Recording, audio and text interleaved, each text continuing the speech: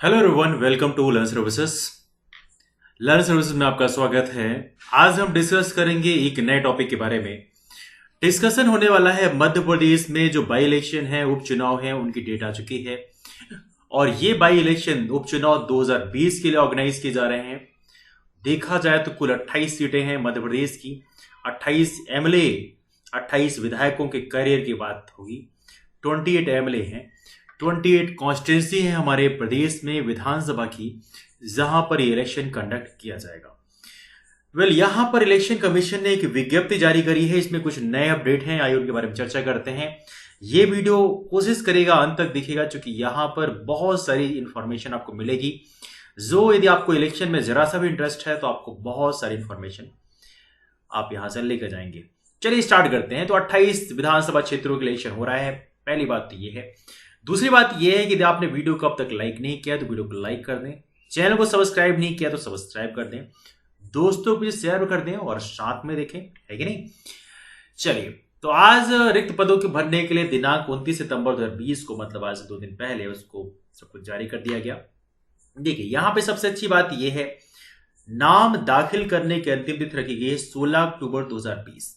16 अक्टूबर 2020 तक आप नाम दाखिल कर सकते हैं और जो संवीक्षा है नाम निर्देशन पत्रों की वो 17 अक्टूबर 2020 तक होगी, मतलब एक दिन बाद तक होगी। यहां पर देखा जाए तो 19 अक्टूबर 2020 तक आप नाम वापस भी ले सकते हैं, ये भी काफी अच्छी बात है। अब देखिए, यहां पर प्रदेश में 3 नवंबर 2020 को पूरे के पूरे राज्य में इलेक्शन कराया जाएगा। 9361 केंद्र हैं जहां पर इलेक्शन होंगे, तो ये भी आप याद रखें, ये भी काफी अच्छी इंफॉर्मेशन है। दूसरा, 10 नवंबर 2020 को इसका रिजल्ट आएगा। 10 नवंबर 2020 को फाइनल रिजल्ट डिक्लेयर किया जाएगा। संबंधित विधानसभा क्षेत्र हो उनके जिला मुख्यालय पर बेसिकली काउंटिंग की जाएगी। याद रहे, निर्वाचन की घोषणा के साथ ही आदर्श आचार संहिता तत्काल प्रभाव से लागू हो गई है, ये आप याद रखिएगा। तो इसके चलते मध्य प्रदेश सरकार, ये आदर्श आचार संहिता जो है, उम्मीदवार हैं, राजनीतिक दल हैं और सरकार, इन सभी पर लागू होती है। मतलब अब राज्य सरकार कोई भी वैकेंसी जारी नहीं कर सकती, ये भी आप याद रखिएगा। That's also very very important one. मतलब मध्य प्रदेश में जो वैकेंसीज आने वाली थी, जो एमपीपीएससी के लिए या बाकी वैकेंसीज हैं, वो फिलहाल अब नहीं आएंगी, ये भी आप याद रखिए। इलेक्शन होने के बाद ये सारी चीजें होंगी, इसको आप याद रखिए। अगला पॉइंट यहां पर है, कोविड-19 के दौरान आम चुनाव के संचालन के दौरान व्यापक दिशा निर्देश हैं। इनमें कुछ महत्वपूर्ण डेवलपमेंट है, आइए इसके बारे में चर्चा करते हैं। Let's talk about this one. इस डेवलपमेंट में देखा जाए तो यहां पर नामांकन प्रस्तुत करने जब उम्मीदवार जाते हैं तो इनके साथ पहले 5 लोग जा सकते थे, लेकिन उसको हटा के अब 2 कर दिया गया है। यदि आप फॉर्म भरने के इच्छुक हैं तो आप याद रखिएगा, अपने साथ सिर्फ 2 व्यक्तियों को लेके जाएगा। दूसरा, नामांकन के प्रयोजनों के लिए वाहनों की जो संख्या, पहले 3 वाहन अलाउ करते थे, लेकिन अब उसकी जगह 2 वाहन अलाउ किए जाएंगे। ये सारी चीजें आपके लिए हैं, आपको पता होना चाहिए। सारे स्टेप मैं आपको बता रहा हूं। इसमें कोविड-19 की रोकथाम के अनुसार देखा जाए तो डोर टू डोर जो अभियान आप चलाते हैं, घर घर जाके आप वोट मांगने की बात करते हैं, तो यहां पे उम्मीदवार के साथ में केवल 5 लोग ही अब अलाउड होंगे, ये भी आप याद रखिएगा। 5 ज्यादा लोग जो हैं डोर टू डोर कैंपेनिंग नहीं कर सकते। अगला पॉइंट यहां पर है, प्रचार हेतु रोड शो में वाहनों के जो काफिले होते हैं, वहां पे 10 वाहनों की बजाय अब 5 वाहन ही चल सकते हैं। सुरक्षा वाहनों की बात करें, जैसे किसी को सिक्योरिटी मिलती है, यदि आप सीएम रहे हैं पहले या किसी बड़ी पोस्ट में रहे हैं, तो उनको सुरक्षा वाहनों की बात अलग है। लेकिन इन जनरल देखा जाए तो 10 वाहनों के बजाय 5 वाहन ही चल पाएंगे, सुरक्षा वाहनों की बात अलग है, ठीक है ना। यहां पे देखा तो वाहनों काफिलों के 2 सीटों के बीच का जो अंतराल है, पहले 100 मीटर हुआ करता था, लेकिन अब उसको बढ़ा के आधे घंटे का ड्यूरेशन कर दिया गया है। 2 काफिले, मतलब कहने का मतलब यह है कि 2 सेट, मतलब एक काफिला है एक पार्टी का और दूसरी पार्टी का है, तो दोनों के बीच में आधे घंटे का सफर का डिफरेंस होगा। मतलब यहां से निकले हैं तो उसके बाद आधे घंटे बाद ही दूसरे निकलेंगे, तो दैट्स क्वाइट थिंग। अब देखिए, यहां पर देखा जाए तो विधानसभा स्तर पर नोडल अधिकारी नियुक्त कर दिए गए, राज्य स्तर पर नोडल अधिकारी नियुक्त कर दिए गए और जिला स्तर पर नोडल अधिकारी नियुक्त कर दिए गए, तो ये आप याद रखिएगा, ठीक है। नाउ, तो ये सब कुछ कराएंगे चुनाव के संचालन के लिए, व्यवस्था निवारक जितने भी चीजें हैं सारे कराएंगे। डिस्ट्रिक्ट इलेक्शन मैनेजमेंट प्लान बनाया गया है, ये आप याद रखेंगे। This also very very important one. लेकिन सबसे इंपॉर्टेंट चीज ये है कि नोडल अधिकारी नियुक्त कर दिए गए। अर्हता क्या है, बहुत ही सिंपल है, 1 जनवरी 2020 तक। लोगों की क्वेश्चन भी रहता है कि भाई ये जो 18 साल हम पूरा कर रहे हैं कब तक होना चाहिए। 18 साल आप 1 जनवरी 2020 तक आप पूरे कर लिए हों तो आप इसके लिए मतदाता सूची में आपका नाम दर्ज है तो आप इलेक्शन दे पाएंगे। तो ये भी इंपॉर्टेंट है, ये आप याद रखिएगा। मतदाता की बात करें तो 28 विधानसभा क्षेत्रों में होगा, जिसमें 33.72 लाख पुरुष हैं, 29.77 लाख महिलाएं हैं, 198 थर्ड जेंडर हैं और 18,737 सर्विस वोटर्स बनाए गए हैं। ये सर्विस वोटर्स क्या होंगे, मतलब यदि आपकी ड्यूटी लगी है, यदि आप बाहर हैं तो आपका जो वोट है वो अलग बैलेट पेपर से डाला जाता है, ये आपको पता होना चाहिए। तो ये सर्विस वोटर कहलाते हैं। जैसे मान लीजिए कोई आर्मी में है या किसी ऐसी जगह में है जो भारत नहीं आ सकते, मान लीजिए इंडिया से बाहर अब्रॉड में आपकी कोई जॉब है, तो वहाँ पे सर्विस वोटर्स के रूप में काउंट किए आते हैं। कुल 63.68 लाख मतदाता हमारे प्रदेश में 28 विधानसभा क्षेत्रों के लिए बेसिकली पार्टिसिपेट कर सकते हैं। ठीक है, अब देखा जाए तो इन क्षेत्रों में 100% मतदाताओं के पास मतदाता पहचान पत्र उपलब्ध करा दिए गए हैं। इनमें 80 वर्ष से अधिक उम्र के जो लोग हैं उनकी संख्या है 71,627 और 55,329 दिव्यांग मतदाता हैं, ये चिन्हित किए गए हैं। अब विधानसभा निर्वाचन 2018 में इन 28 विधानसभा क्षेत्रों में 60.85 लाख मतदाता थे। मतलब बेसिकली ये जो मतदाताओं की संख्या में इजाफा हुआ है, चूंकि 2 साल पहले की बात है ना।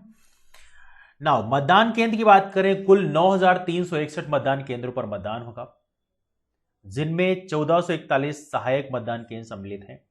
1000 से अधिक मतदाता वाले बूथ को सहायक मतदान केंद्र बनाया गया है। मतलब यदि कहीं पे 1000 से अधिक मतदाता वाले बूथ हैं तो वहां पर एक सहायक मतदान केंद्र भी होगा। तो हमने 1441 सहायक मतदान केंद्र बनाए हैं, कुल 9,361 मतदान केंद्र हैं। ठीक है, और यहीं पर बगल में ही मतदान केंद्र के परिसर में स्थित होगा, लेकिन ये अलग बनाएंगे। 2018 में देखा जाए तो इन 28 विधानसभाओं में देखा जाए तो मतदान केंद्रों की संख्या में थोड़ी कमी थी, 7,936 ही थे, लेकिन इसमें अब काफी इजाफा हुआ चूंकि वोटर की संख्या में भी इजाफा हो चुका है। ठीक है, अब देखा यहां पे एक चीज है, यहां पर प्रत्येक मतदान केंद्र पर अनिवार्य न्यूनतम सुविधाएं भी उपलब्ध कराई गई हैं, मतलब पानी पीने की जो व्यवस्था है और छोटी छोटी जो सुविधाएं हैं वो आपको मिलेंगी। मतदान दल की बात करें, मतदान को संपन्न कराने हेतु लगभग 56,000 मतदान कर्मी नियुक्त किए गए हैं। 56,000 मतदान कर्मी नियुक्त किए गए हैं, ये काफी इंटरेस्टिंग है। और देखा जाए तो पर्याप्त संख्या में वाहनों की व्यवस्था भी कर दी गई है। मतदान दलों का तृतीय रैंडमाइजेशन में 24 घंटे के स्थान पर कोविड-19 के निर्देशों के पालन हेतु 72 घंटे पूर्व में रखा गया है। तो ये बहुत ही जनरल इन्फॉर्मेशन है, ये आप याद रखें। ईवीपैट और वीवीपैट की बात करें, ईवीएम और वीवीपैट की बात करें, ये काफी इंटरेस्टिंग है। मतदान हेतु एफएलसीओ की मशीनों में 24,003 बैलेट यूनिट, 23,558 कंट्रोल यूनिट और 23,053 वीवीपैट जिलों में उपलब्ध है।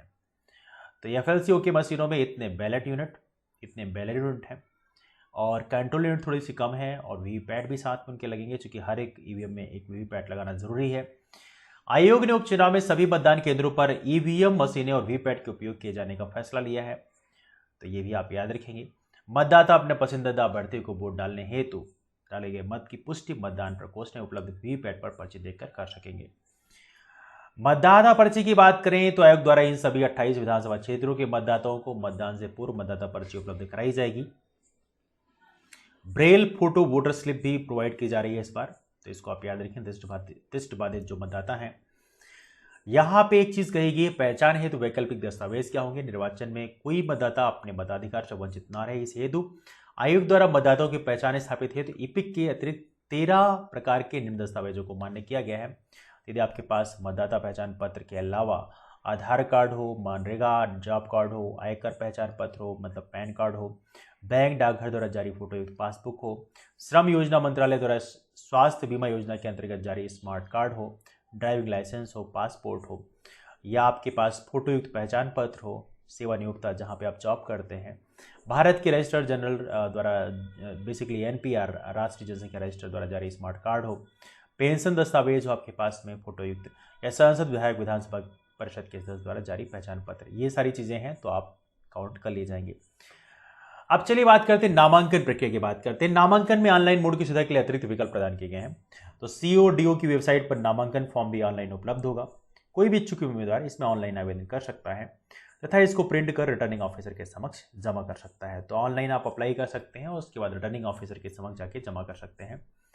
शपथ पत्र भी सीओडीओ की वेबसाइट पर ऑनलाइन भरा सकता है और इसका प्रिंट लिया सकता है और नोटरीकरण के बाद इसे रिटर्निंग ऑफिसर के समक्ष नामांकन फॉर्म के साथ जमा किया सकता है।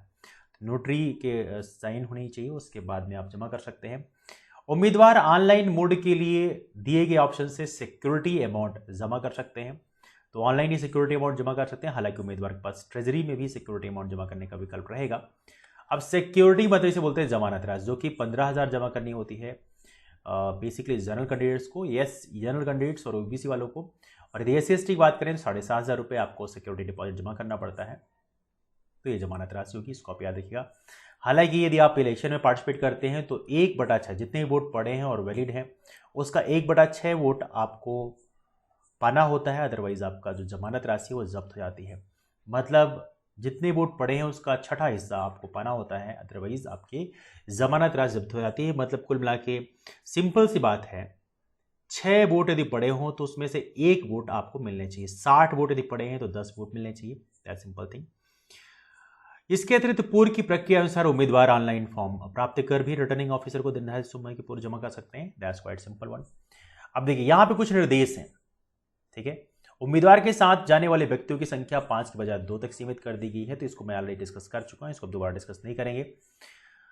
देखिए यहां पर सबसे बड़ी बात यह है कि प्रत्येक व्यक्ति मास्क लगाएगा। चुनाव संबंधी प्रत्येक गतिविधि के दौरान प्रत्येक व्यक्ति मास्क लगाएगा। मास्क लगाना कंपलसरी है, इसको आप याद रखें। जिन मतदाताओं के पास मास्क नहीं होगा उन्हें मतदान केंद्र पर मास्क उपलब्ध कराया जाएगा, दैट्स क्वाइट इंटरेस्टिंग। प्रत्येक मतदान केंद्र पर सैनिटाइजर है, साबुन और पानी की उपलब्धता है, ठीक है। और देखा जाए तो कुछ और महत्वपूर्ण निर्देश दिए गए हैं। कोविड-19 रोकथाम हेतु व्यापक जो प्रचार प्रसार भी किए जा रहे हैं। मतदान केंद्र पर निर्वाचकों की थर्मल जांच की जाएगी। जो निर्वाचक होंगे उनकी थर्मल जांच की जाएगी। मतदाता का प्रथम बार में तय मानकों से अधिक तापमान आने पर द्वितीय बार जांच की जाएगी और फिर भी तापमान अधिक रहता है तो ऐसे मतदाता को टोकन प्रमाण पत्र दिया जाएगा और उसे कहा जाएगा कि वह मतदान के अंतिम घंटे में आए। अंत में कोविड-19 के प्रतिरोधक का पालन करते हुए ऐसे मतदाता से मतदान कराया जाएगा।